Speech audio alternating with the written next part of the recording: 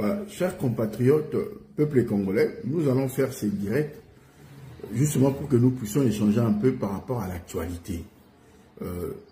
Depuis le début de la semaine qui s'achève, il y a eu beaucoup de déclarations. Si et là, entre guillemets, de la société civile, mais aussi des acteurs politiques de l'opposition non armée. Au cours de ces deux déclarations, nous avons tous suivi et entendu, d'une part, la société civile, entre guillemets, demander à Félix de revenir sur la démarche des contrats ou des accords supposés en cours avec les Américains. En fait, l'opposition politique, quant à elle, a plutôt demandé à ce qu'il y ait un dialogue entre les parties prenantes, sans définir lequel. L'opposition politique se positionne sur le même pied d'égalité, bonjour Ndeko, sur le même pied d'égalité que le deux régimes actuels, les régimes de Kinshasa et les régimes de Goma, les régimes de l'Union sacrée et le régime de l'AFC M23. Les deux régimes aujourd'hui ont clivé les pays et chacun contrôle une partie du territoire. Et ce qui a justifié à ce qu'il y ait des discussions de droit entre les deux partis qui contrôlent la République. Mais dans le propos de l'opposition, du moins à la personne qui a rédigé ces courriers, il faut dire aussi, nous qui avons l'habitude d'interpréter, de lire et d'analyser les discours politiques, on a l'habitude, quand il suffit de lire le premier 5 phrases ou tout un paragraphe, on peut identifier qui est l'auteur ou qui a au moins à confectionner le courrier, à rédiger le courrier à 90 ou 99%, on sait. Et je peux vous le dire que ce courrier est venu de Kinshasa. Je peux vous dire que Katumbi n'a pas participé à la rédaction de ce courrier. Je peux vous dire aussi que la FCC n'a pas participé, le FCC n'a pas participé à la rédaction de ce courrier. Ils ont juste posé leur signature. Et lisez, vous verrez. Et je n'ai jamais cru à la sincérité de Sesanga. Sesanga a toujours roulé pour le pouvoir.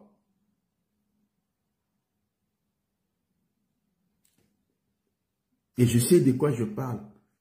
Et quand vous lisez la déclaration entre guillemets de la société civile incarnée par Mukwege, il y a Jean-Claude Katende qui est proche du pouvoir.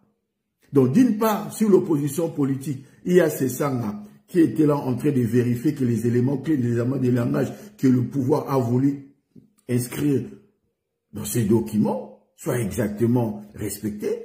Et de l'autre côté, c'est Jean-Claude Katende qui était aussi présent pour faire le même job.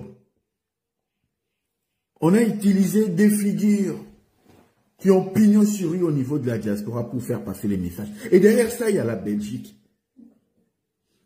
J'aimerais qu'on fasse un petit peu la lecture. Et là, ça sera plutôt en lingala parce que nous lorsqu'on prend la parole et lorsqu'on fait nos vidéos, on s'adresse aux Congolais.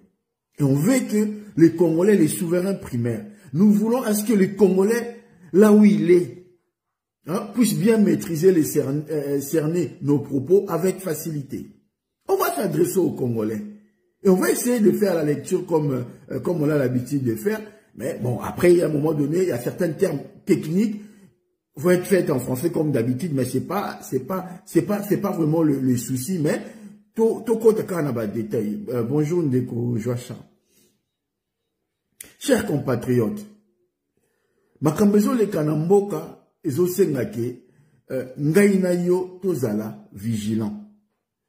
Ngai na yo to suivre de près ce qui se passe actuellement. Ba déclaration oyo bato bazo sala sur et là, eza ba déclaration et positionnement. Et vous devez suivre et faire attention. Faut pas écouter ce que les politiques, les acteurs politiques ou les acteurs sociaux na makambo bazoloba. Cherchez à comprendre qu'est-ce qu'ils ont voulu dire par là. C'est quoi leur démarche, c'est quoi leurs intérêts.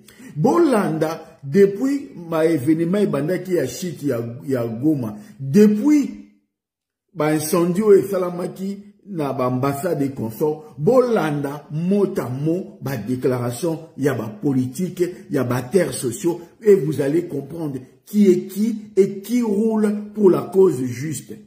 Bonjour Kana, Obunga. Chers compatriotes, tout ça là, on a blessé battuté.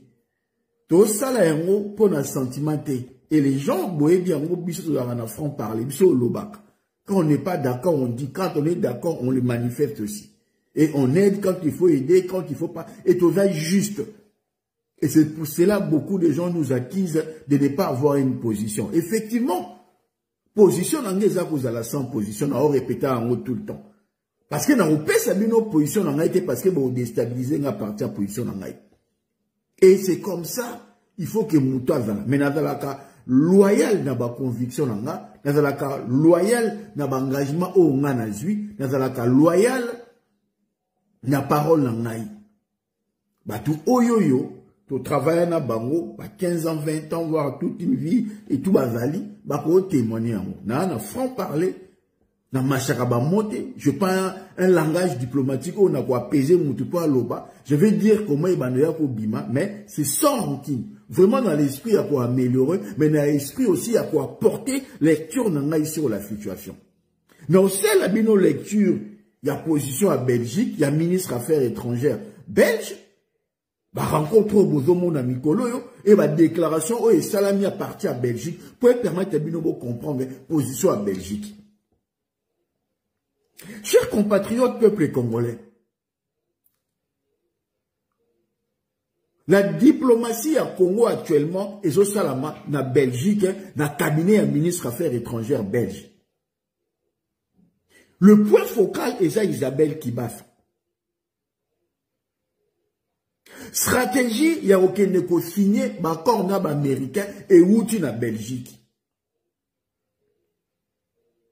Parce qu'il faut dire aujourd'hui, quand je parle de la Belgique, je parle de la Belgique officielle. Je ne parle pas, il y a des canaux, il y a des terres sociaux, politiques, belges, oyo bazali, oyo, ba sensibilité na bango, et zapona, qui y a un vrai changement au Congo bazali aussi. Mais quand je parle de l'officiel belge, et quand je parle particulièrement de la diplomatie belge, où est dans la ministre des Affaires étrangères, Prévost. Et le belge, en tout cas les citoyens belges, vous devez plutôt exiger sa démission. Parce que cette personne va vous causer du tort et cause du tort à la Belgique. Et la Belgique est perdante dans tout ce qui se passe actuellement. Et raison pour laquelle il cherche maintenant à rebondir et à quelle région dans le Grand Lac pour essayer de voir avec le Burundi, pour essayer de voir avec l'Ouganda comment contraindre le Rwanda, comment contraindre la révolution constitutionnelle.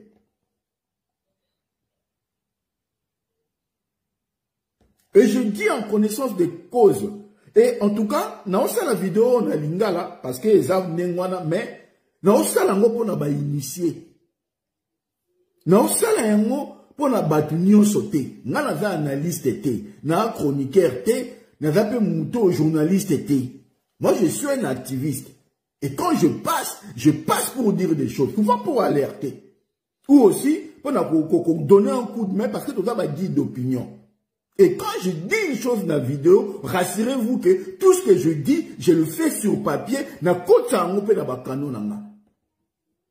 dernière vidéo, j'avais fait une lecture critique, notamment sur déclaration conjointe et Salamaki entre le régime de Gomana régime à Kinshasa.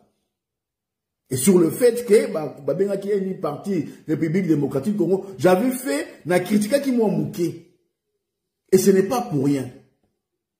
Ce n'est pas pour rien. Et c'est ça les démarches au biso quand on parle na ba salon eskato kendaka, tozo expliquer mundele que aujourd'hui avec la prise il y a Nord na Sud Kivu, avec le fonctionnement il y a ba minéraux, il y a gestion, il y a Moka, nous avons des régimes. Nous avons le régime de Goma et nous avons le régime de Kinshasa. Aucune décision ou accord moins koya, ok, bopesa primaire ou légitimité n'a pouvoir ya Kinshasa. Et bah fruit nango ya ngoyoyo, accord au fait c'est là que nous ça là est comme compliqué parce que sa légitimité, ya garant ou ya gestion ya Congo Mobimba est commis remise en question. Et c'est là où la pertinence, il y a la révolution constitutionnelle de continuer le front. Il y aura dialogue le jour que la position na bino ekokoma figé. Mukolo bo lemba bitumba bino mbale bo kangami ne mukolo na dialogue bandi. À partir du moment où ba agitation ezali, ba bouya minduki ezali, dialogue esalamate. Et aujourd'hui, et venant puissance mon côté, ou à quoi empêcher que AFC a avancé. La seule puissance ou le seul pays où a besoin d'un dialogue qui doit être bloqué, c'est la Belgique. Parce que la Belgique aux abois. Des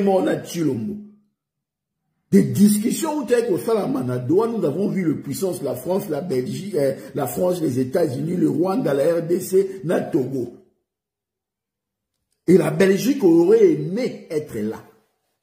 Là où on parle du Congo. Mais c'est le Rwanda qui joue le rôle où hier la Belgique a bandé pour jouer.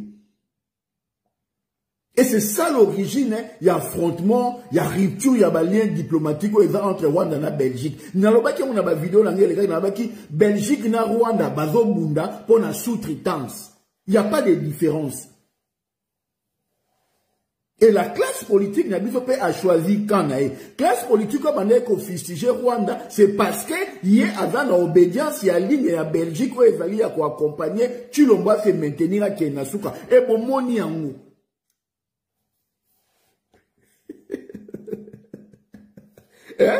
Donc, na bundité. Nyonso ba lecture nyonso na manière ko sala na fibino depuis makambo ebandaki ya kotumba ba ambassade na Kinshasa na chiti ya Goma na changer te. Biso tozali ko bunda pona Félix Akweya.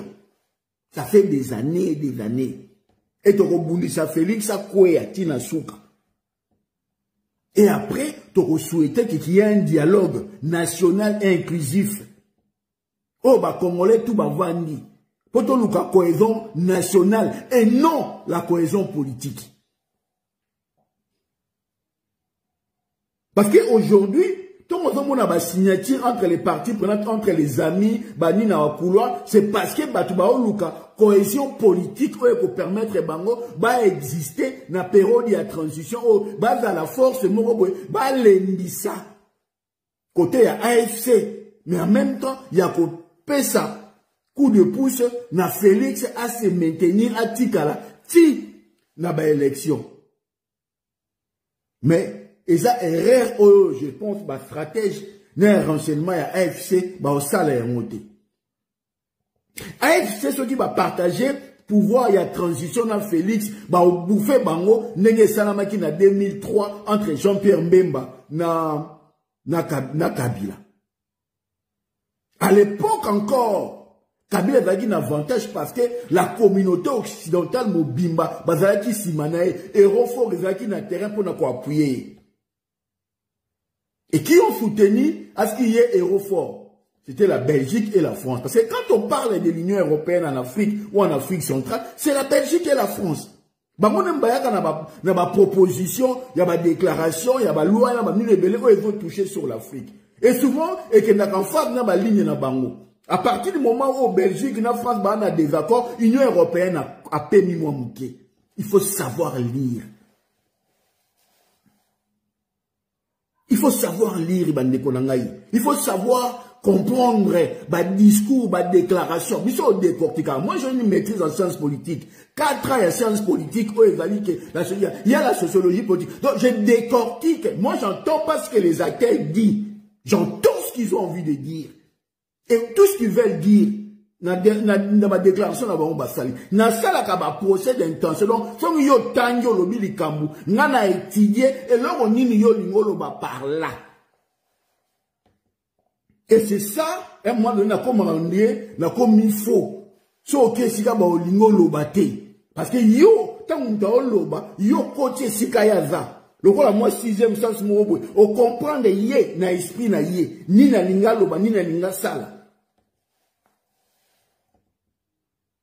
Bah, fait on loba lelo, la complicité qu'il y a entre la classe politique, na société civile, et fait la déclaration. Vous comprenez que, ils allaient, pona, quoi accompagner Félix, Koluka, transition morbe, bah réduire influence à AFC, bah ça la neni, bah on peut pas luka bah côté. S'il faut qu'on parle, il y a dialogue national, il y a dialogue national et on a la dimension, il y a conférence nationale. Qui va prendre qui va rester? Nous allons tous, on veut tous participer. Babylon, pacte social, il y a 5 ans, tout le monde en monté, on n'a pas échangé sur le pacte social Luana. Ça concerne tous les Congolais. Ça concerne une classe politique, une classe sociale, pour qu'il y ait une cohésion politique entre les hommes. Non, ça engage les millions de Congolais. Et pour que ce soit vraiment un pacte social, il faut pas que social autour d'un débat, autour de nous allons aujourd'hui inviter aussi les acteurs sociaux et politiques et la diaspora pour que nous puissions se réveiller sur la question. Le pacte social doit être d'origine. La précipitation, il y a Belgique, n'a 5 ans, SSC a poussé, qui a signé pacte, tu as dit, non. Ça ne se passera pas comme ça. C'est soit on admet qu'au Congo, on a deux régimes, régime à Goma, un régime à Kinshasa, nous sommes taponika. Ou bangomi balé, bah accepter, bah élibiso solution, n'est pas aboutir. Mais il n'y aura pas bateau, à Benganina Massanae, à un papier, une enveloppe, une signature, un combien de mon cher signé. Ah, bah, belge, bah, bengi, t'es bon, te solina Ouganda, te solina Burundi, pour que tu équilibré rapport. Ça ne se passera pas comme ça. Tu es un patriote, tu es sincère, il y a qu'à la sincérité, accepte un débat contradictoire avec les gens sur les motivations. Bah, ça, il faut pas accepter, bah, solo langa, bah, activiste et la diaspora, on peut mouiller et ça là. C'est plus facile d'aller se mettre avec les politiques, avec des Jean-Claude Katende, des vendus, bon, signer le Rona Bamoukoué, allez, c'est comme ça, et c'est la bonne, ça ne se passera pas comme ça. T'as est commis. Il y a renouvellement, il y a classe politique, il y a classe sociale. Il faut une nouvelle génération, il y a des jeunes, il y a des gens engagés en vrai, on est là, on s'exprime, on est là. Il faut qu'il y ait un contradictoire entre nous et les politiques. Il faut que ces politiques-là acceptent, il faut que ces sociaux-là acceptent de débattre avec les gens qui ne pensent pas comme eux. Ça ne va pas être dans un salon. Et nous, on l'a fait comprendre. Il était question qu'il y ait une déclaration commune entre la politique et la société civile. Et ça, la mi-temps. Et comme la société civile, bah, ça, na mpandi, la politique, bah, ça, na mpandi. Mais tendance, mon corps. Pourquoi l'idée banda qui a qu'au sein de sa société civile? La société civile ou la classe politique, et quand on a tendance qu'il y a Chilombotin, et quand on a tendance qu'il y a bateau Nino Oboeta, donc on impose bateau ligne et la politique, vous n'allez pas imposer les Congolais la ligne sociale, non. Il faut qu'il y ait un débat contradictoire. Il faut qu'il y ait un débat contradictoire avec des gens qui ne pensent pas comme vous, des personnes qui ont des entrées comme vous, des personnes qui ont les mêmes informations que comme vous. Bon, il y a pour s'adresser à ma pauvre citoyen, on va déconnecter de la réalité, non. On vous tiendra comme ça dans l'Est, au Kangamnoka, dans l'Ikolo. Bonjour, Yaïland. Donc, comme on a expliqué, Bino. Donc, l'AFC, la révolution constitutionnelle, n'a pas besoin d'un dialogue aujourd'hui. N'a pas besoin de se mettre autour d'une table. Et n'a terre politique, au tendance, la banque d'abord soutenir Félix. N'a pas besoin de s'asseoir. Na société civile ou tendance la banque zali va soutenir Félix. Bakocha AFC na minorité. Et c'est ce qui est chapeauté, c'est ce qui est travaillé. Et c'est là où je vous avais donné l'exemple. Aujourd'hui, mettre en place un gouvernement de transition entre Tshilombo, na opposition, ou exactement Tshilombo dans la Kinshasa, na société civile, la tendance Tshilombo, ceux qui vont constituer bango na AFC, Ils vont détruire l'AFC. La un exemple, il y a 2003, il y avait un renfort qui était venu en renfort, il y a Kabila pour mater Jean-Pierre Mbemba. Et c'est le même scénario, cette fois-ci, l'AFC c'est un dynamique qui est à Kinshasa. Donc l'AFC pour qu'il y ait à Kinshasa, il faut pas être sûr qu'il y a une transition sans Tshilombo. Il y a un dialogue sans Tshilombo. En 2016, ils ont la bataille sociaux, ils ont la bataille politique, nyoso. On avait tous brandi la transition sans Kabila. Tous ces gens-là hier, il y avait même un moment, c'est la même campagne en Mukwege. Tous ces gens-là hier, qui dénonçaient, qui exigeaient une transition sans Kabila. En 2016, aujourd'hui, sont incapables de soutenir les projets. Il y a une transition sans Tshisekedi. C'est qu'il y a un problème. Donc, le peuple congolais a réveillé Bino pour que vous comprendre. Voilà, Rolanda, conscience n'a été à l'année, mécanicien politicien à Samoué. À quoi aider Congo. Moment où tu commune et comme un moment où il y a conscience collective et la tabiso. Et à ce likambuyo Olanda politicien te, Olanda alter te, Olanda pitu chomongo te. Et comme il kambuya mabele, likambuya mboka, yo so la maele na yo mongo pona venir na oya Congo, oda na position oyo ya koloba. Bandeko ya AFC ba vi minduki, oui, grâce na bangone lo Tshilombo, akomi ko fungola munoko pour accepter dialogue. Akomi ko bonde la. Grâce ya batuana ya AFC. Grâce à Batouana et AFC, Nelelo Oyo, dialogue, changement de constitution et ça sous-souté. Donc, Félix, il n'y a pas, la fin de l'année, quand il y a eu une proposition et un dialogue à cohésion nationale, il avait saboté ça comme ça, il n'arrivait, il y a même nettoyé qui a où. Les lois, comme il faut Tinda, Atinda Sesanga, Akenorosa la diplomatie, Atinda Katende, Azonga la société civile. Mais tout le monde sait que Katende c'est un vendu, Sesanga c'est un vendu.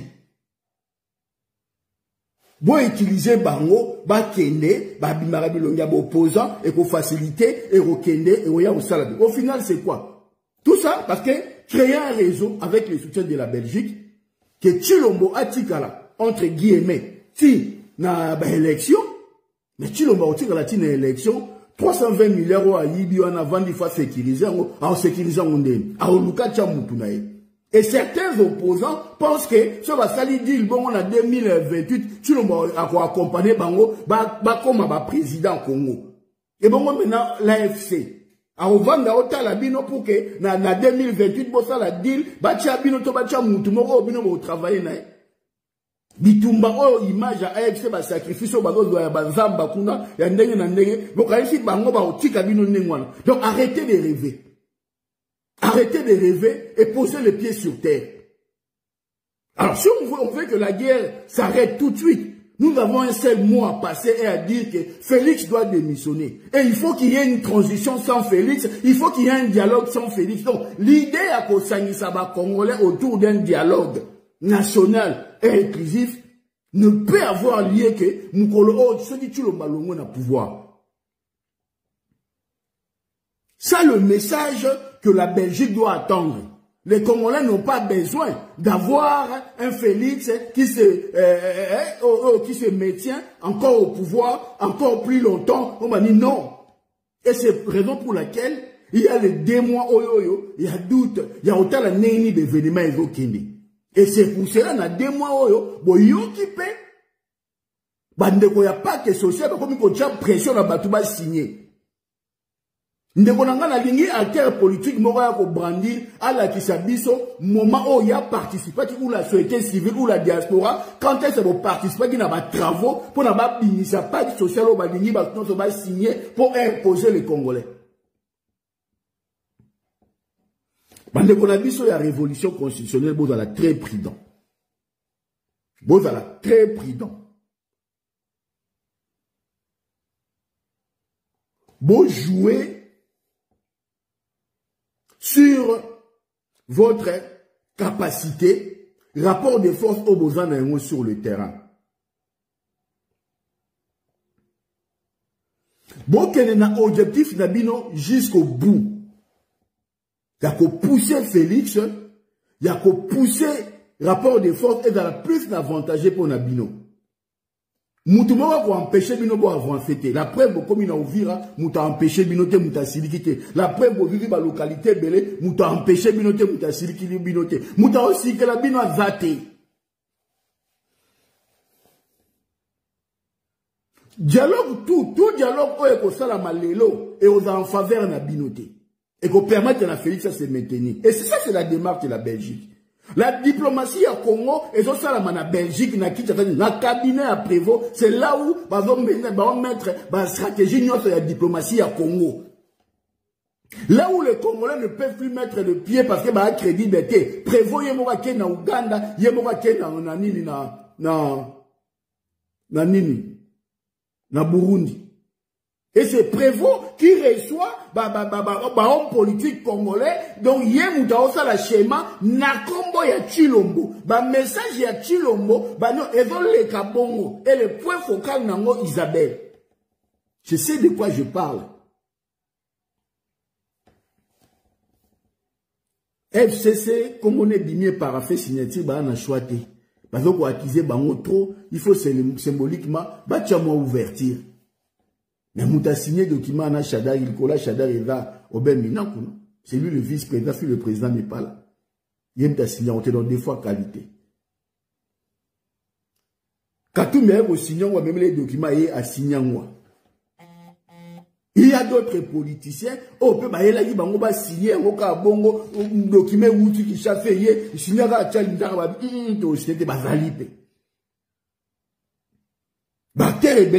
non, ça ne se passe pas comme ça. On peut affecter civil à mon point de paix. Jean-Paul IV n'est pas un signé. Te, balongoli ba combat ba tu affecter civil. Donc, bateau bazana, bazolinga, tu l'omba quoi, ba au signé te balongo. C'est-à-dire que, il y a eu des déclarations, mon salami, taillées sur mesure, pour accompagner médecin à Chilombo. Avec ma revendication, travailler, ba nino et belé en Ouana.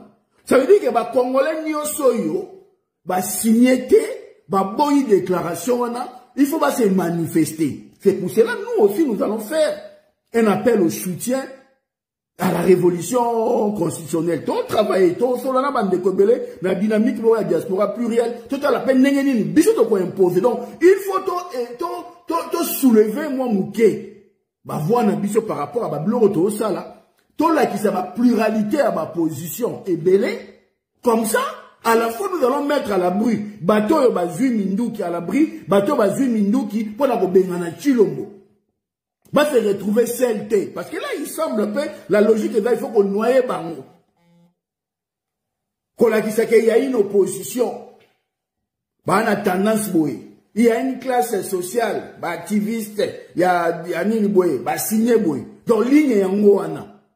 Il faut falloir ce que Bisso, tout ça la paix, ma déclaration de Bisso, tout ça la paix, appel, il y a soutien, ou appel, auto-exiger une transition sans Tshisekedi. Nenge, to senga Kabiso Nyos en 2016 contre Kabila.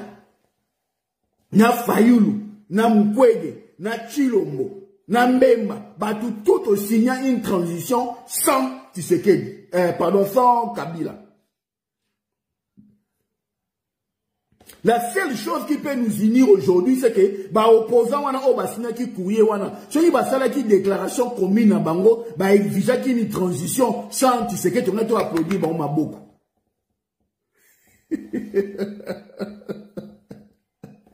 Parce que là, pour l'instant, tout le monde accuse les autres. Docteur Mouko de Nabaninga nae, bazoko senga na Félix, à revenir sur Bani. Non! Moi, acquise hier, parce que acte y a posé, et ça, acte a ça, pour l'intérêt personnel. Beaucoup aménager été. Beaucoup aménager Batou. Ma déclaration et opposition, pour la Kinshasa, et beaucoup aménager Chilombo. Beaucoup la partie prenante, c'était dans la situation. Aujourd'hui, nous avons expliqué partout au Kenya, nous avons deux parties prenantes, parce que nous avons deux régimes. Oh, bah, faut qu'on s'affronter. Et on a montré l'intérêt Yakotika AFC est avancé au regard, il y a gestion, il y a Chilombo, il y a Mboka, il y a un processus électoral, dans la garantie constitutionnelle, sous-bassement juridique, au bazar, il y a application de l'article 64. Mundela Zangil Kamba Oluba. Et tant Mundela tout n'a dit que dialogue, mais dialogue, oui, l'esprit a dialogue, oui, mais dialogue pour aboutir à quoi? Mundela est mon père, et vous les kélaï. Pour nous permettre une cohésion politique entre deux acteurs politiques, trois bas se retrouver dans la terre de Bakabola Poste. N'a rappelé Mundela en 2003. Oui, Mundela est historique.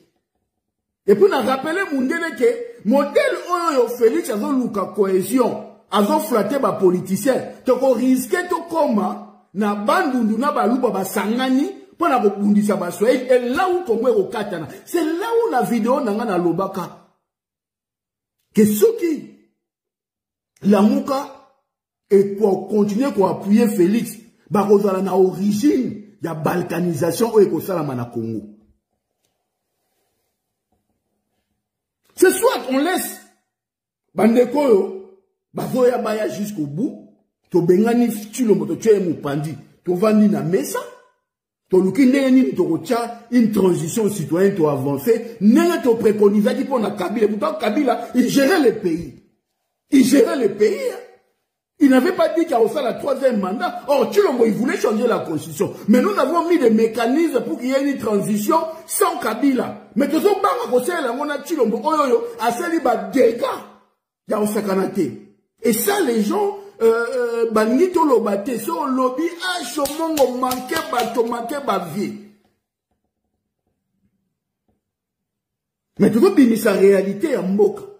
Tout la positionnement, tu peux faire le positionnement, babiso to va na biso tranquille, tu as dit que so est simbi.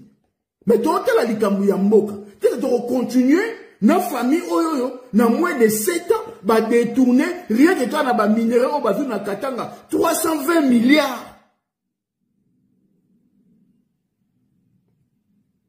Tout de suite, on va vendre bongo. Bazongi si peine de mort. Comme ça, vous comptez, détournement, assassinat, arrestation. Nous sommes à ma belle, à cause de Moka na sima. Et là, ils se permettent encore, à cause de minerai en Moka, céder, on peut pas na politique, na pouvoir à vie. Et puis, nos classes politiques, incapables de dénoncer cela, incapables de demander à ce qu'il y ait une transition sans Chilombo. Et de la société civile en haut. Et de la classe politique en haut. À partir du moment où vous êtes incapable de poser et de considérer que Félix n'a plus sa place dans la gestion du pays, on ne peut plus vous suivre. On ne peut plus vous suivre. Il faut qu'on dise les choses clairement.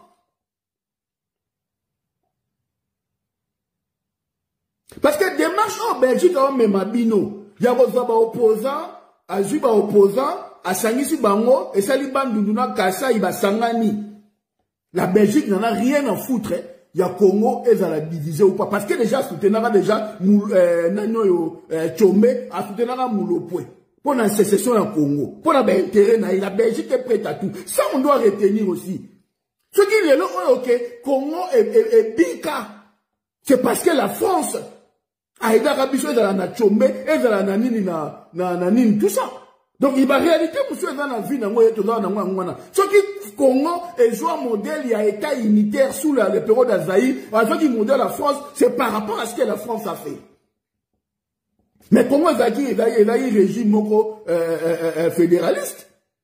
Mais on a Belgique, dans l'esprit, il y a des composants qui, il y a la logique, il y a pôle linguistique un peu plus tribal, par tout ça. Sur l'histoire, il y a la première constitution, on comprend néanmoins.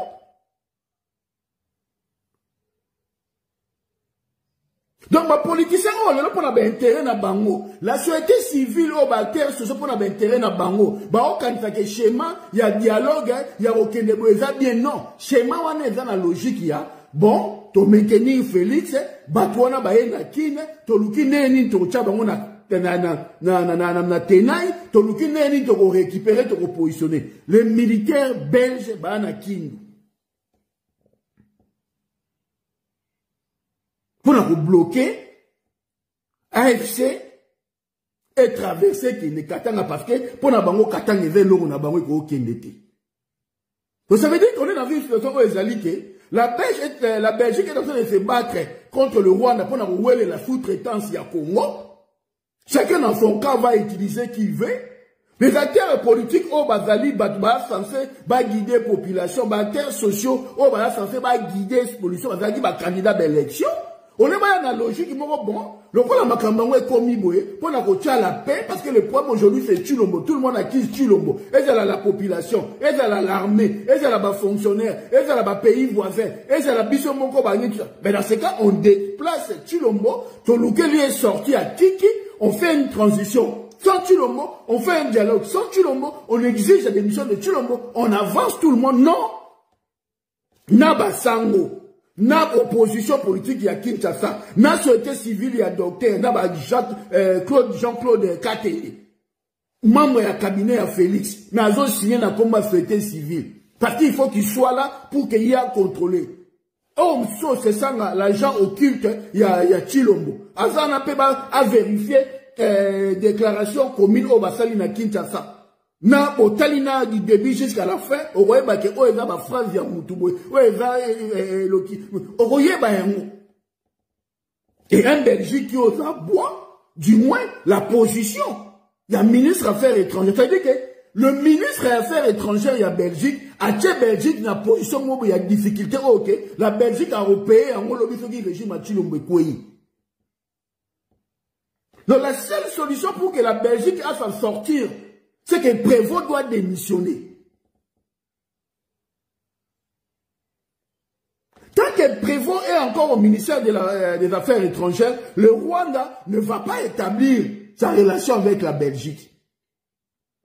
Tant que Prévost aujourd'hui alimente un réseau de l'opposition de la société civile pour qu'il puisse accompagner Félix dans sa démarche de se maintenir au pouvoir, du moins entre guillemets, Nanine, tout ça.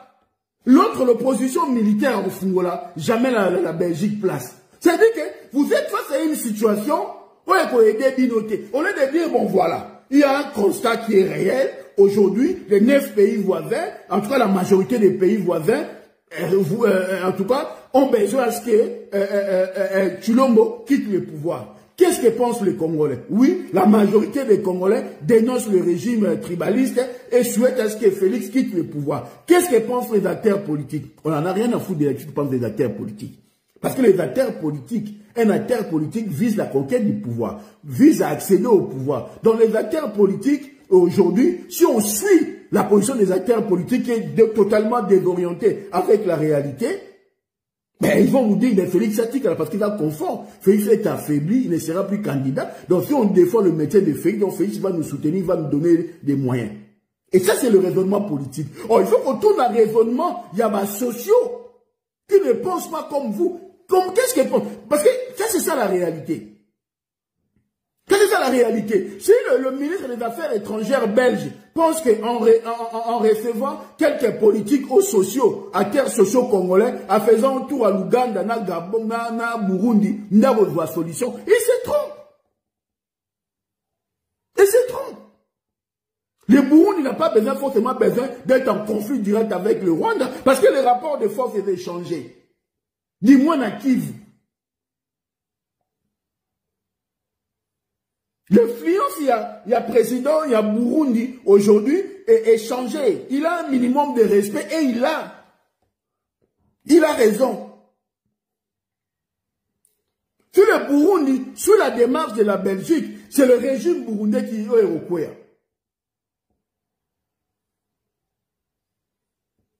C'est ça la réalité. Chers compatriotes. La réalité, histoire, il faut renseigner biso. Histoire, et là, on y a sika, et d'autres, on a la vie politique, na biso est vaté. L'histoire est là pour se répéter. Moi, je préférerais encore que les régimes tombent. On revient sur une grande conférence nationale. Et on voit fait un mois, fait 2 mois. Et on parle du vrai pacte social. On parle du vrai pacte révolutionnaire. Et j'ai envie qu'elles aient la même bongo. Parce que la conférence nationale est salamé qui n'a 92 et souvent on a quai de poissons. Le régime a fait les côtés qui il y a conférence et souvent il y a quai de poissons. Aujourd'hui on parle de dialogue. Il y a un dialogue, il y a Sun City. Il y a sorti un dialogue où on a les tiens tirés dans un poste été. Na sorti ya nini na ebimisi constitution oyo lelo batumsu balingi en ngote. Na sorti ya dialogue wana esali ke batie na transition mbemba na Kabila babetani mitu. Donc ça veut dire que la logique oyo ya ko renvoyer les gens à chercher une cohésion politique éphémère, il y a qu'on réunir 2, 3 parce que bangonne va partir pendant, ça n'aboutira pas. La meilleure solution d'aller soit que les deux là va s'affronter jusqu'au bout, Moutou a kozouazui, ameni batna ligne politique. Soit on va d'accord la ligne politique n'a été à l'étoquer dans l'opposition. Soit on va d'accord à l'étoquer ensemble. C'est comme ça la solution. Babylone a gosani saka sani saka, Tozonga va toujours en arrière. Depuis 1960. Là où les Anamong avaient gagné les élections, ils ont voulu partager avec Kassavoubou. Et ça crée ce que ça crée. Ça crée jusqu'aujourd'hui Karaboué. Donc, à un moment donné, il faut que ça s'arrête.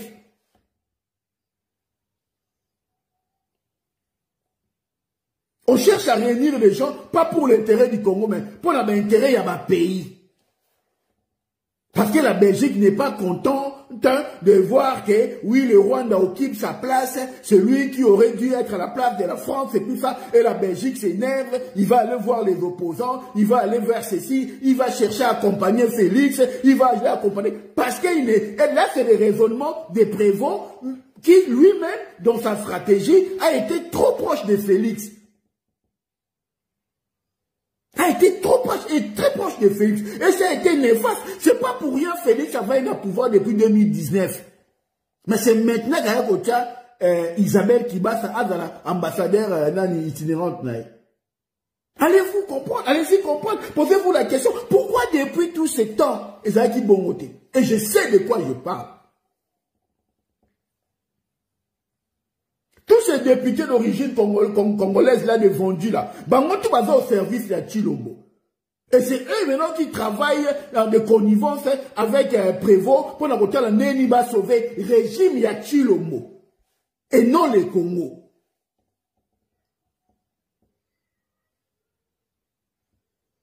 Ça c'est la réalité. Ça, il faut qu'à un moment donné qu'on arrive à poser les cadres. Et c'est là où on doit ouvrir. C'est là où il faut tout le bas. Tout le monde a compétence bande konangai. Le reste na ngoso likambo ya robanga te. Fayulu a signé na déclaration commune na Kabila. Ça veut dire que ngeto on a ko la nanga, oh nanga sala kibwe, c'est fini.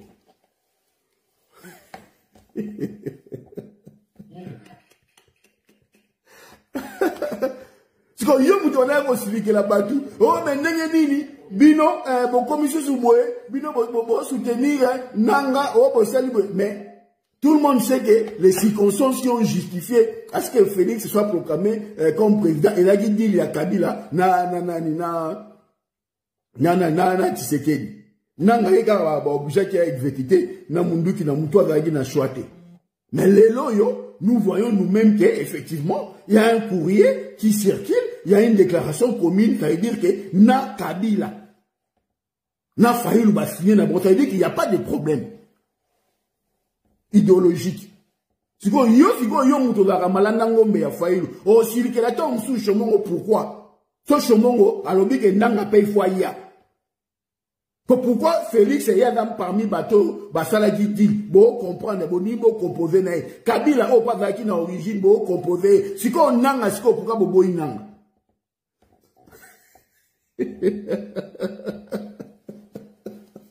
Si qu'on finga nanga poani, si qu'on finga biso bateau to comprendre que nanga il faut tcha Félix et Moulunge pona nini.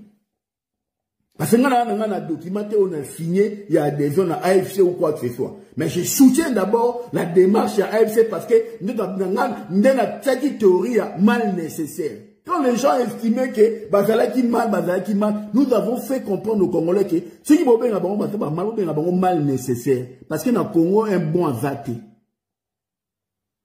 Donc, les lots se disent Félix, comme continue à battre Belge, va pousser le dialogue, ça la rapide, à ça, c'est par rapport à l'AFC. Et rien que par rapport à ça, bravo les gars. Rien que par rapport à le fait que les lots ont donné de ce comment dans la constitution, parce qu'il va changer, Félix se tient au Koufa, président. Rien que par rapport à ça, bravo à l'AFC. Bah, des piliers, on a Babylon, Koana. Et le fait aussi, à Tokagi na Moutoumon Ote a organisé sur les maps populaires na Kinshasa, Moutoumon Ote a Luka Bengana Félix, Félix était dans toute puissance totale.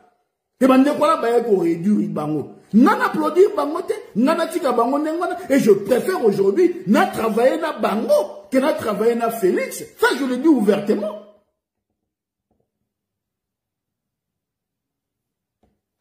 Donc le coup là, Martin Fayulu a signé na yé. A signé na yé déjà que déclaration commune na Kabila. Ça veut dire que Makambu ya aussi que la bateau bazo défendre nanga izate.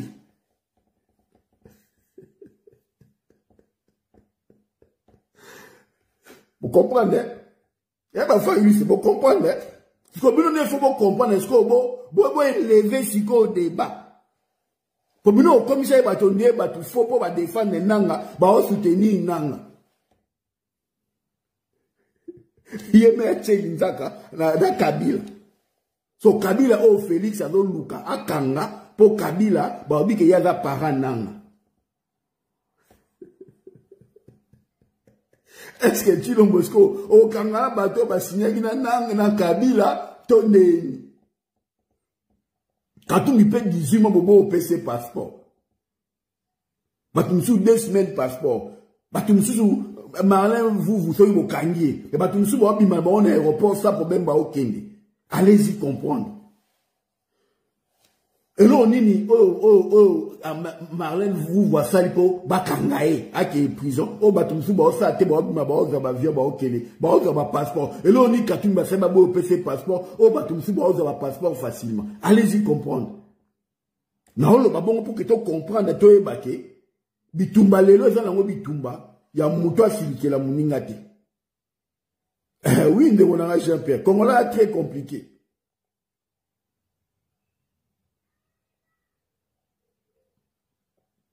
Oh, c'est qui Jean-Pierre, c'est qui Mamboula. C'est même pas question d'être membre de M23. C'est que je soutiens le combat. Il y a M23 et au Bengana Chilo. Nous avons membre, officiellement, nous avons membre M23. Bon, on peut pas dire qu'officiellement, nous avons membre de Bangote. Mais, nous avons soutien. Il y a combat politique au bazar, il y a au Bengana Chilo. Et nous avons contribué à na nini, to bengana chilomo, mutam na domaine, mutam to sala wa ebo sala. Et ko déranger ngate lobby, na va na bango, poto luka nini, to bongisa. Na kotala kaka, neni to sala to bongisa. Pour que le passé, na biso, ezonge la biso na avenir te. Parce que si on appelle à libanda, au tiki bango pe bongo, ba pe bato. Ba o commettre des erreurs, ba o commettre ba gaffe ndenge mutu nyonso to. Soki mutalibanda pa ye, a olakisa bango ozala ta pense bête. Nazala ta pense bête wana. Ndenge nazala nanga pense bête ya bato ebele. Lorsqu'il fallait aider, on aide. Lorsqu'il fallait, ndenge nanga réalité na zoni pour comprendre que réalité lelo, ko banga ko pesa position te. Faut pas croire que ceux qui n'ont lobby que n'a soutenir M23, AFC, tous ceux qui n'ont combattre Boé, n'a lobby et Moutabo n'a mabe. Ceux qui ont mis Tchébongo, oso aider Congo. Assume. Assume. Ceux qui m'ont bé zali, ceux qui ont zali, zali. Bande ko pele ba ko bata na sima ba wa zalendwa. Et ça n'a pas battu ba soutenir Chilombo. Po Chilombo ba malin. Chilombo vu nini. Azu a tche bena ba wa zalenda pe bango minduki. Mais Wazalendo, c'est un tribaliste xénophobe. Alingara ni Mungala, ni Mukongo, ni Muluba. Wazalendo est originaire, défendre les Congo te. Défendre l'existence tribale na bango. Ça veut dire que yoza Mukongo, yoza Mungala, yoza Muluba, na mabele na bango kuno vivre te. La preuve, bazalaki ko boma ba soda ya FARDC o bazaba Congo, o bazaba Ngala, o bazabo. Mais yo na kinti non. Dans pas ça nous que pas pour nous comprendre. Donc ba boma kaka ba tout cité. Ba boma mutu nyonso tu oyoyo ava originaire na bangote. Donc so za mubembe, so za bashi, to za boy ba boma na yo. Donc c'est des xénophobes, c'est des extrémistes oyoyo. Ba obimaka tande oya zone na bango ba na Kinshasa ou pour pas que ne défendre des causes ya babashi. Non. Et c'est là où les Congolais n'ont pas compris. Bozo défendre Batou, oh, bo yebi, force, nini à combat na bangote. Baza pire que Batou, bon, Bawazalé doit batouter.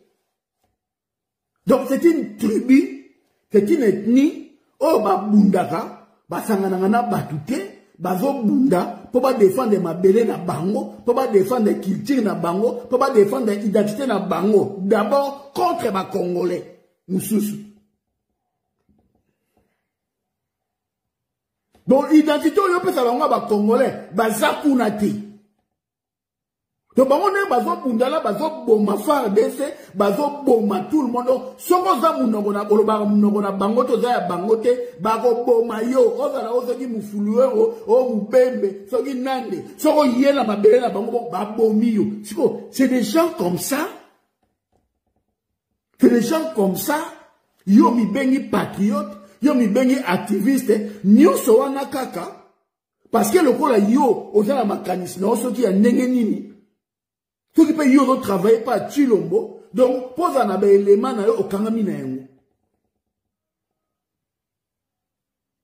Donc, moi ce qui est bien dans l'histoire, la déclaration commune au opposition et Salami, c'est que na sepeli parce que na signature ya Kabila, signature ya Fahilou Ali, signature ya Fefanga, signature ya Katoum.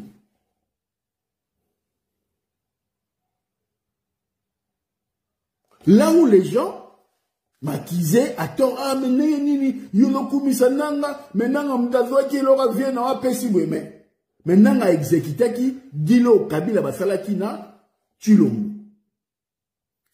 Soit à partir du moment où Yemoro Muto ba yibagi victoire à l'Imbisi na Kabila. Pourquoi ba Olimbisa nanga te bino ba fanatique? Ça veut dire que nanga za fait, nanga za ndemoro Tshisekedi, nanga za ndemoro Kabila. Et c'est là où j'avais dit que Dieu devait rester neutre. Mais bino le kola parmi là des gens on va travailler à nature pour baza pembe na ye, bazo pousser, attaquer nanga, attaquer Rwanda et salabwe. Et ça nini? Et pesier image moro ya mabe. Et c'est bon ici, Mbalamoko Rwanda. Parce que Rwanda a vu Mindu qui pone nani. Parce que Chilombo a promis qu'il a renversé le régime de Kagame. Et Félix a armé FDLR. Nous avons vu chef Nabonde Babomaki na Goma. Nous avons vu, il a armé pour battre le Kobundisa Kagame. Et il a acheté des armes à positionner en na Goma, na Bunaganda, Tessika M23, pour qu'il ne Kobundisa Kagame. Au-delà de tout ce qu'on peut reprocher à Kagame. Mais ce que Kagame a fait est la légitimité de défense. Oh, Moutounio sera quoi au salaire. Et n'a pas tenu rigueur parce qu'il y a comprendre que Moutounio a déstabilisé le régime, n'a anticipé. Et c'est par l'anticipation de Moutouagagna. De la même façon que les réalités sont en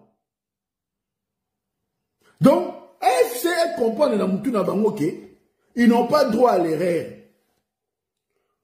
Stratégique, ma ville stratégique, et garantir Bango au vent de Bango bien, et là qui ouvira. Ouvira, ça va. Les tombeaux est vide, les tables marambe, les calme, tu vas lundi, mardi, mercredi, la semaine prochaine, ouvira, et il va nettoyer les kinamou. Les rotigala qui s'engagnent. Les rotigala kindu. Parce que, bah, verrouiller kindu, pour la kota qui s'engagne, katangate. Bah, verrouiller qui ouvira, pour la traverser au kende calamité. Et ouvira, et ça là qui peut, place au bah, munition, bah, là, il kota, pour la armée, bah, wazalendo, bilo retour, on a kota par ouvira. Donc, à partir du moment où, bah, couper pont, il y a ouvira. Na ba wazalendo ba okoma désarmer facilement ba ozanga ba munitions ba otika kana ba réserve na bangwa kala kala wana tinenge gosila. Ça c'est la réalité. Donc ko bloquer déjà alors liboso port ya Uvira et ça déjà récite moko makasi parce que et pour empêcher ravitaillement ya ba wazalendo et pour empêcher ravitaillement ya ba groupes armés et pour empêcher que ma population. Ça, il a déjà le cas du bosso. Maintenant, au Tikala, Neni Nikoluka, Kokota par Kalemi. Qui nous peut, verrouiller. Parce que d'ailleurs, que ce qui va continuer, ça veut dire que na kasai, na kata, tout ma kambesili. Donc, pilier et tikali sikoyo, qui nous, na ki sangani, et na national 3, na walikale comme centre.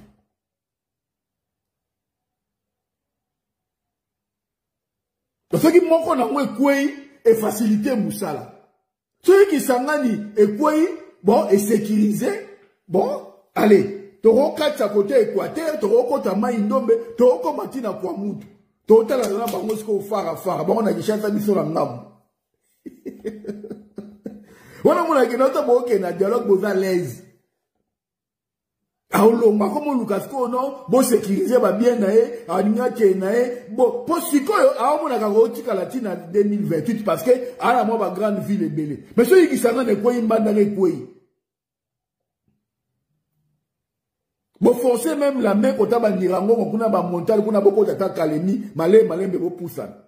Encore on négocier ko anima che nae.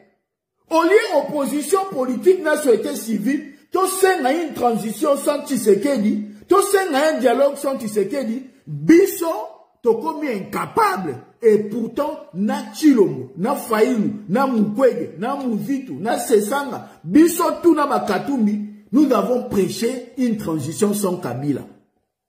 C'est là où il y a les 2 points et les 2 mesures.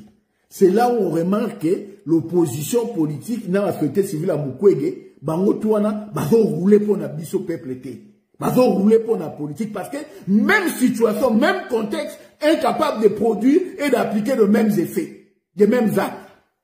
Nana ko sepela mkona ko mona ba opposant na biso ba sali déclaration pour dire que une transition sans Tshisekedi nenge ba faire une transition sans Kabila. Non bete la bango maboko. Parce que pour maintenant à niveau wana ce qui AFC a vu que une opposition politique na société civile, tu as une dynamique où il y a transition sans Chilombo. AFC a aussi accompagné, il faut soutenir en Lobango, bravo. Tu réfléchir ensemble, mais maintenant, on va remplacer Félix. Mais à partir du moment où nous ne sommes pas en mesure, nous, et la classe politique, et la société civile, de se mettre d'accord sur la forme et la transition autolingui, il n'y aura pas de dialogue. On va boycotter le dialogue par tous les moyens diplomatiques. On fera tout pour bloquer le dialogue à 5 ans. Parce qu'il faut qu'on se mette d'accord sur le nom. Sur le nom, que Chilombo ne peut pas incarner le dialogue. Chilombo ne peut pas convoquer le dialogue. Il doit démissionner et après on passe. Donc il n'y a pas de signature de dialogue à Washington. Osons comprendre il y a le gouvernement américain, le gouvernement congolais d'une part, et puis il y a le gouvernement américain, le gouvernement rwandais d'autre part. Congo, pardon, a sali proposition il y a accord sur le minerai à Congo, parce que a considéré que Rwanda a agressé. Américain, tant a moni requête ya Chilombo, a moni que Chilombo a cité Rwanda. Américain a bengi Rwanda pour Rwanda a se justifier. Rwanda pas memi ba dossier na banda mokili banda tala. Azolo ba ke ngaibo talabo ba contrat talabo makamto salaki talabo ko talabo. Oh. Américain tant à moni siko que non or. Makambu oyo Chilombo ayela ki biso signé na biso bakor directement pour exploiter ba minerai na biso parce que azoli ngato sécuriser contre le Rwanda. Rwanda toke ko tourner pour to ba makambu na ngo oyo azoli lingila ba congolais. Rwanda a expliqué, Américain comprendre que Rwanda a la raison. Yango moni américain a salaki accord de principe ya liboso. Il y a batumi balé, bandimi, basolola. Parce que il y a des contrats, oh, tu l'as signé qui, oh, ils sont en vigueur, oh, il a dénoncé un moté. Ndeko, oyoki, pour bien poser bateau yo, bolanda ka ba biloko na ba réseaux sociaux, bolandi ko oh mona be mutu waye, ayebi si bino n'importe quoi. Oya ko leka boy aye, ayebi si bino n'importe quoi. Nga naza activiste te, naza analyste te, naza chroniqueur te, naza journaliste te, naza activiste, naza ko expliquer aussi ko ne makambo lekaki, muta ko contredire nga zate. Chilombo na bandeli ongo bolanda nga na ko répéter souté. Chilombo aye. Pour Chilombo a travaillé dans le conseiller diplomatique, il y a ministère Affaires étrangères, il y a Belgique. Moutou a point focal, il y a gouvernement congolais, et ça Isabelle. N'est pas dans la union sacrée, pour vous comprendre bien. Au moment où Chilombo a la union sacrée, Moutou a conseiller politique, n'est pas dans la union sacrée, dans la diplomatique, il y a ambassadeur des États-Unis. Yam ta ozo ba contact ya okene mona ba Jean-Pierre Mbemba okene mona ba classe politique ba nino ebele na Peter Pan ko mona ba Fayulu bango tu bala balana c'était la mbesama na ambassade des États-Unis ndio moni ba bundisa ba chayo FCC ekweya bango ba yo kota c'est amen ntaki conseiller politique si comme mtaka conseiller diplomatique c'est prévôt idée wane ye bon pour na contourner guerre yo, Rwanda, Kenya Sikoyo, signé au sein de l'accord minéré direct dans les États-Unis et les États-Unis va se référer à la Belgique. Pour Belgique, n'est officiellement à la sous-traitant la Makamba Congo. Né bango bakanisaki. Oh, na requête na bango ba accusé à tort Rwanda. La moindre des choses, États-Unis bon, vu que na ba requête na bango ba veut accuser Rwanda, il faut to yo kanani Rwanda. Ba benaki Rwanda par rapport à makambo oh Chilombo komaki na ba corne par rapport à l'accusation na yé oh a travaillé qui on a c'est basa cabinet ya ministère Affaires étrangères belge et pour ça la mandengwana c'est pour ça on sait qu'il faut prévoir démissionner et pour ça la mandengwana donc ba bengi Rwanda peut très structuré. Ah, même les documents là, on a expliqué Amérique, a expliqué Amérique, oui, c'est ça, oui. Tout à fait, une image positive na bino. Donc, Babylon, tout le monde est effectivement bon. Donc, tout un sabino, si quoi, il faut comprendre. C'est pour cela, États-Unis a remis Rwanda na Congo pour que, s'expliquer, il y a tant que témoin à Yoka.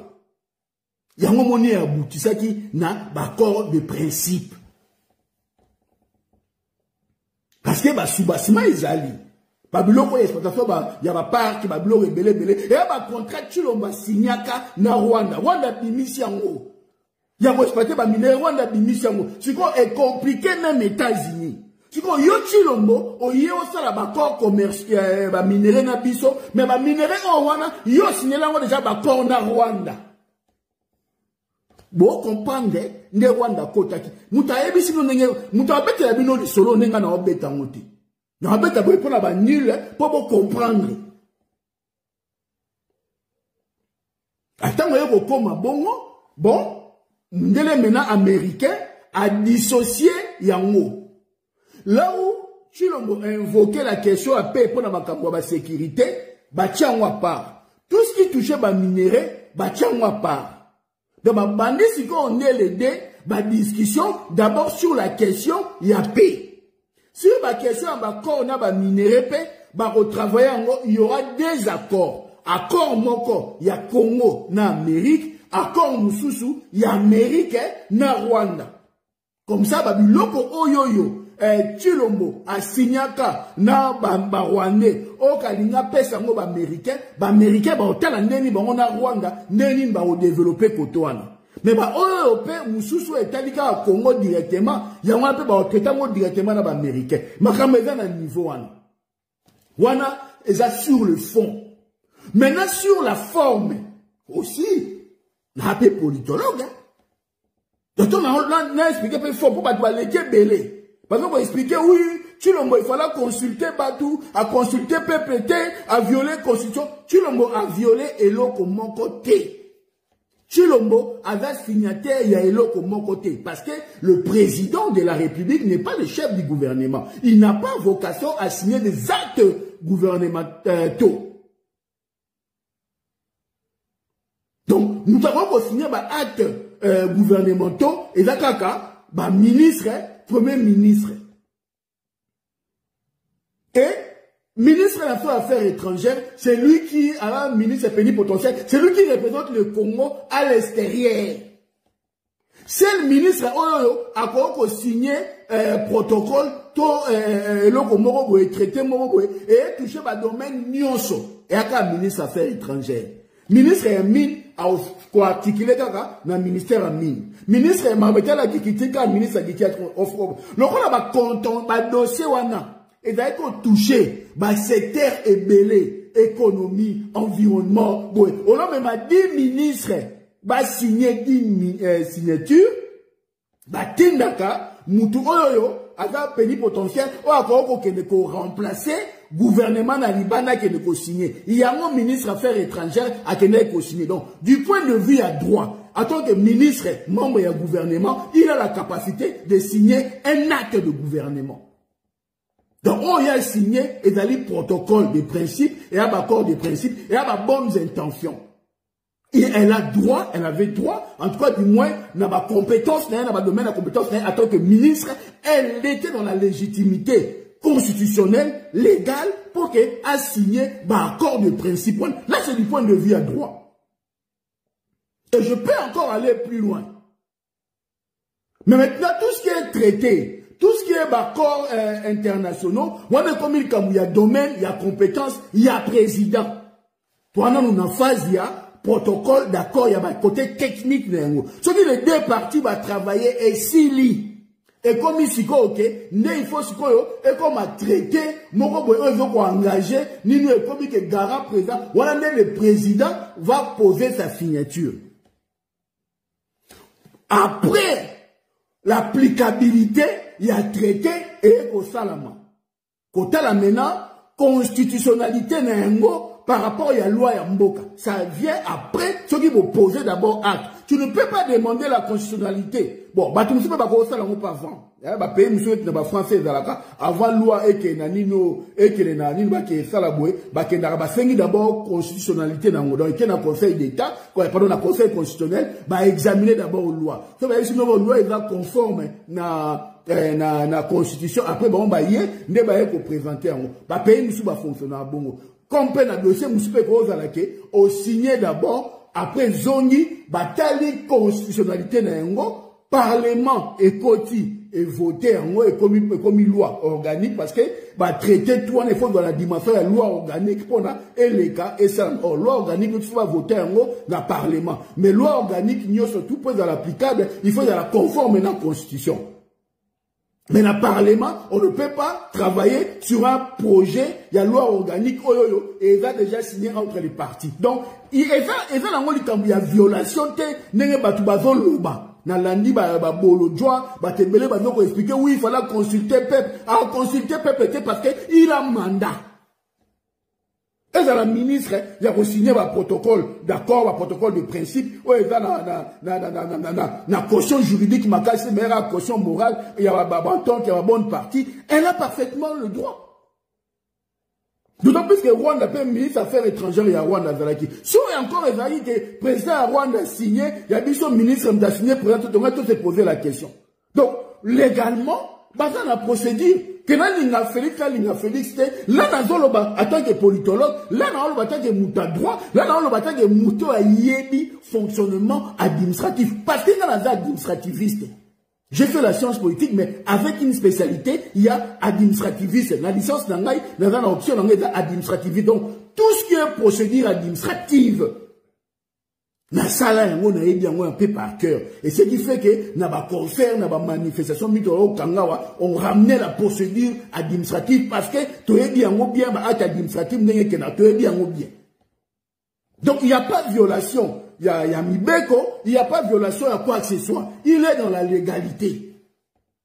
Mais après sur le contenu toboya te tolinga te voilà to yebi te mais là on a parlé sur la forme et sur le fond, ça veut dire qu'on a expliqué l'origine.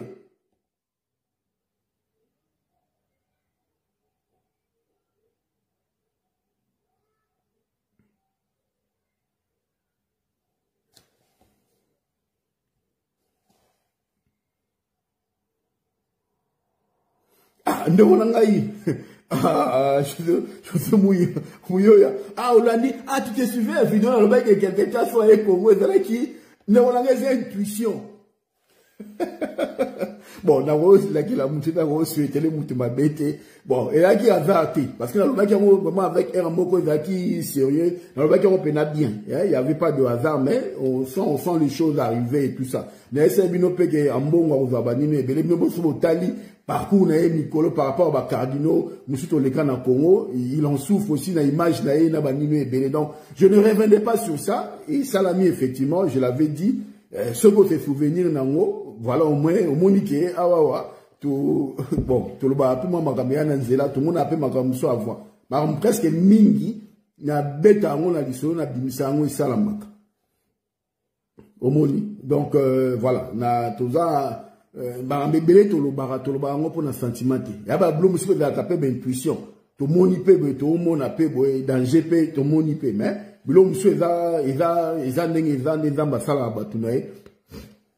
Donc il est temps de la bonne on a la réalité non mais bon retenir que marambo quand est au Kendeboé il faut mutunyoso akota na débat mutunyoso akoma na capacité ya ko comprendre makambo batu bazole ke belé ba pesa bino explication ba marambo belé marambo na pesa na nzela te mais ba pesa bino explication au moins na bozi bo croire nango na expliquer bino ndenge Félix a fonctionné Félix a sala makambo na yemoti ba jour yo cabinet ya ministre affaires étrangères belge bango mba au conseiller sur le plan diplomatique point focal nango za Isabelle Kibasa ambassadeur itinérante na ndeka kasalaki na amer tango za ipona opanza ko créer union sacrée c'était la même chose aussi a passé par banu aza ndengwana donc tout le monde na Bruxelles tout le monde ba rencontre ba politique et ça mina ba Bruxelles ba déclaration ni ne bimina ba Bruxelles ba belé bimina ba Bruxelles c'est à cause de ça. So Atali, bota la déclaration commune, il y a opposition. Bacha, ba signature yango na mboka nini. Parce que Chader a na Kinshasa a droit au bimate. C'est ça a na Kinshasa a droit au bimate. Katumbi a. Ça dit qu'il y a des signatures, yo euti na Kinshasa, na ba signature msusu, oyoyo et salami na poto. Mais bacha ngo ko na pays ni. Bota la courrier. Pour vous comprendre, Bota la paix, déclaration, il y a société civile, il y a Mukwege, il y a Jean-Claude Katende, conseiller au culte, il y a Chilombo. C'est là où vous comprenez que opposition, n'a pas Mukwege, Bangotou, bah tendance, il y a Chilombo, bah tendance, il y a Belgique.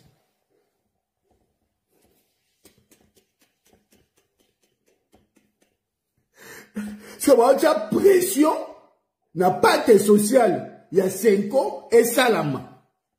Si on parle social, biso ba activiste et à premier plan la diaspora, on n'a pas été consulté. Tu as dit que tu n'as pas côté, on a encore basé sport mobile bimara na réseaux sociaux. Si on est pas du porte, ba Dieu va signer, ba quel là ça, ba président libanda ya monde entier, mais ba boko là ça ba congolais. Bota encore la ba réseaux sociaux. Ba boko ça là, ba consultation n'engé seigneur té, tu as au moins la ba politique. Donc, biso wa zoba na bino, to landa rabino ka na sima, bon va ba décision moko impopulaire et zanga mutuna makolo, to landa ka to lo bate to de. Nanga bo kota bo panza. Nanga bo kota AFC M23 bo kota bo panza, fait bo panza na société civile na classe politique, bo panza parce que congolais a un terme bé. Congolais a un terme bé mutu ça là, a autant l'intérêt parce que on a fait la même chose en 2017. On a fait tout pour que Kabila allume. Transition sans Kabila, y compris moi. Tellement la Moukwengo, profil Moukwengo a dirigé transition de ça et l'autre. N'a qu'à au bon de la cardinal Mousson, au côté de Makambo. Tu n'as pas qui qu'on a désigné. Et là, bah, vous dites, bah, dans la scène, bah, les gens qui ont la société civile à Mukwege, na opposition, boé, salika, boé, donc, bah, les bino, bah, mais, non, na l'ouenge, boké, na dialogue, après, si on va s'attaquer, un esprit, na bino. Et les catés. Nous sommes en train de travailler la diaspora plurielle. Rosali, diaspora, dans sa pluralité. Il faut tous s'exprimer. On doit faire un appel, il y a soutien, la révolution, constitutionnelle pour dire que la majorité, il y a des Congolais, on a besoin de Félix dans la tête à Congo. Nous allons aussi lancer aussi un appel, il y a une transition sans Tshisekedi, un dialogue sans Tshisekedi aussi. Pour te marteler, parce que tu comprends notre ticate, banda ko cliver, biso banda ko imposer, biso ba ligne. Parce que tu réagir, tu vandi ka aboye. Na osala ka makam na musika, ba oberne biso. Ba mema biso na dialogue à 5 ans, kaka bongo entre les parties prenantes, et souka ndenge souka ki, na ndenge Tshilomba ko vanda le na pouvoir. Donc, celui qui a la transition, la Belgique, na ba unité na eza na Goma, na Kindu, ba olinga, ba ya ko sécuriser. Processus wana, ba sécuriser. Transition, vu que l'armée est la diviser, ba créer force, il y a l'Union européenne, il ko sécuriser, ba institution, ba boulot tout. Na logique, il y a ko accompagner chemin na bango. Bola nanga AFC. Faut qu'il faut accepter la transition à Seko avant Félix Akwea et Rosala tombe na bino. La meilleure des choses des alliés, parce que des marches des alliés, bah pour créer force ou pour sécuriser transition. Parce que tu as deux branches armées. Bras armés, il y a régime, il y a Goma. Bras armés, il y a régime, il y a Kinshasa. Le rôle est dans la transition. Bah un projet, il y a pour créer ba unité moko boye ba bâtiment moko ezala uniquement pour la sécuriser transition, c'est-à-dire que ba militaire ba force étrangère et quota pour la sécuriser transition, ça veut dire que ba désarmer non AFC ba désarmer entre guillemets tout le moment ba dans intention na schéma na bango. La meilleure des façons pour faire il y a quoi il s'attire tout ce que oyo est dans la pacte sociale pour récupérer en haut. Donc on a besoin d'état d'esprit à battre. Tu as un état d'esprit à Belgique, il y a une puissance, il y a une tout. Il faut savoir déjouer l'état d'esprit dans le banc. Tu l'as malongé. Ceux qui sont dans la conférence nationale de Salami, ceux qui sont dans la conférence nationale de Salami Dialogue National, la société civile joue un rôle de premier plan. Nous avons dans la transition à la candidature. Soit 6 mois avant, il faut le mois où, voilà, on mettra des cadres. Comme ça, on va en haut tranquille.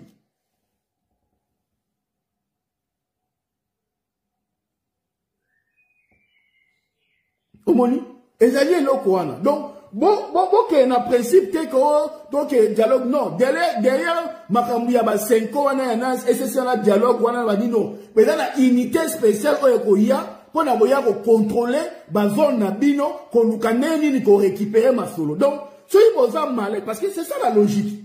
Dans un processus où il y a des forces militaires, nous l'avons vu en 2003, par exemple, il y a toujours une unité dans la spéciale. Soit il y a MONUSCO, pour assurer la sécurité et la transition, il y a ma zone, tout désarmé, retranché, Jean-Pierre Mbemba, après, s'il est faux. Or, celui qui l'ont longé complètement, et que vous réussir, il y a pousser les bandes, et on a appelé un fonctionnement moussous. Mais, biso l'on to lingi karate, to boyi likambu, il y a transition na Tshilombo. To lingi démarche et opposition non politique, non militaire, na société civile, na biso, to tombola, voire na yakoloba, une transition sans Tshilombo. Un dialogue sans Tshilombo. Et c'est ça. Symboliquement, lui, il doit démissionner dans le processus. Ce qui, quand il y a union sacrée, on va la représenter dans le dialogue, il n'y a pas de problème. Mais lui, au moins, il va être démissionnaire. Lui, au moins, Tautik a été avant dans la place. Donc, c'est ça ce que je voulais dire na direct na ngai, na Sukiawa, parce qu'il y a aussi des choses à faire. Donc, voilà. Bah, appelle aussi bandit. Donc, on a résumé un peu ni nanga langwana. Vous avez tous vu déclaration commune, il y a opposition, Faïlou a signé dans Kabila, ça veut dire que Yoto a Faïlou, il faut défendre Nanga, et ça n'a pas de problème.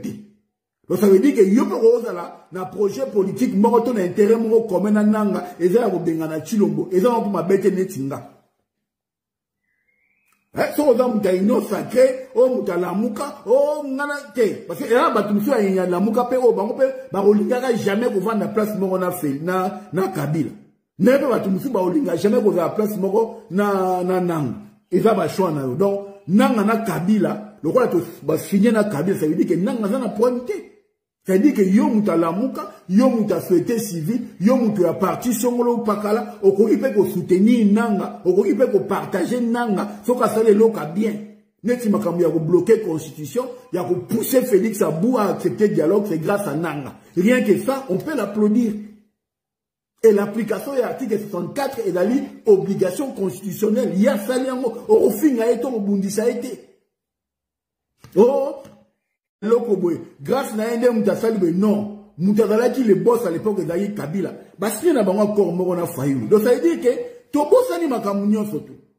Ton boss a dit le passé, ma bête à la quitter, tout à la gare à venir, bah tout va comme na bango bassin, moutimon va te là, tiens ma bête, bah tu me soutes au longo li bango ma bête, non. Désolé, il y a ça la ma pour laver, tu le moté, mouta ma bête va sous-souter. Toke non ka bongo, moutleta, molara bongo, et ça l'on m'a camouya quand même, un minute yo. Chilombo doit démissionner et Chilombo, à cause de la dialogue Chilombo ne va pas diriger la transition. Il faut se mettre d'accord sur ça et tout ira bien. Tu vas marcher ensemble, tu vas un esprit parce qu'il a failli à ça, il va dégâts et délai à Kende. Tout à d'accord, on a principe, on a biso tout, ton Kende liboso, ma caméra c'est au Kende bien, ingeta. Donc, bon, dans la vidéo, on a kati parti nae, on pas mon a besoin d'explication à Bengi. À la copie, ça n'a ouvert, il n'y a pas de problème. Merci.